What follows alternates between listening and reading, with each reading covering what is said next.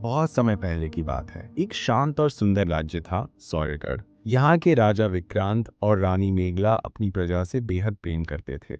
उनकी एक ही संतान थी, राजकुमारी ईशा।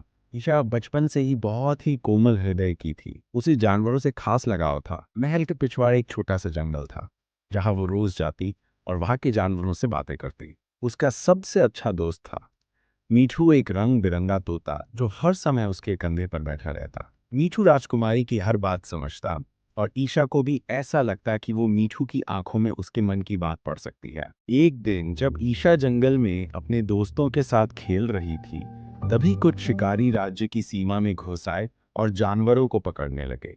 ईशा ने उन्हें रोका, लेकिन शिकारियों ने उसे धक्का देकर दूर गिरा दिया। तभी एक घोड़े पर सवार एक युवक आया और बहादुरी से शिकारियों को भगा दिया। उस युवक का नाम था राजकुमार आदित्य, पड़ोसी राज्य अरुणपुर का राजकुमार। राजकुमार आदित्य की बहादुरी और करुणा ने ईशा का दिल जीत लिया। धीरे धीरे दोनों की दोस्ती गहरी होने लगी। वो दोनों अक्सर जंगल में जानवरों के बीच समय बिताते। ईशा ने आदित्य को मीठू से मिलवाया और तीनों की दोस्ती अनमोल हो गई। पर एक दिन राज्य में संकट आ गया। पड़ोसी राज्य के राजा को सौर्यगढ़ के जंगल में छिपे हुए एक चमत्कारी जानवर की खोज थी, एक सफेद सिंह, जिसके बारे में कहा जाता था कि वो अमरता का प्रतीक है।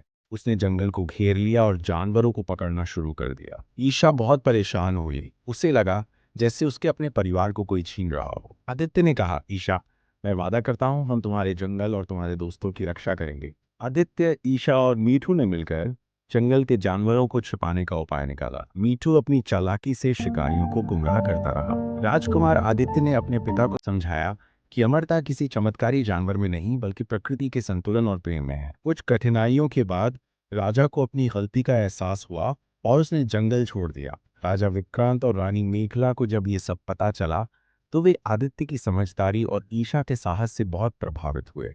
उन्होंने दोनों के विवाह का प्रस्ताव रखा, जिसे दोनों ने खुशी खुशी स्वीकार किया।